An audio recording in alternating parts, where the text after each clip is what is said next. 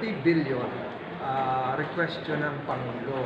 And I am sure it should answer the cost of rehabilitation, lalong-lalo na sa housing, livelihood, and then perhaps some permanent resettlement issues doon sa mga nasa Volcano Island. So, yun yung palagay ko naging tema ng proposal ni Pangulong Duterte. Sir, yung Calamity Fund ba? So, hindi pwedeng mag-convert? Is there some legal issue if Calamity Fund is for rehab post-calamity? Wala naman. Wala naman. Kasi ang thinking kasi, hindi ito yung first and last, God forbid, na calamity ngayong taon na ito.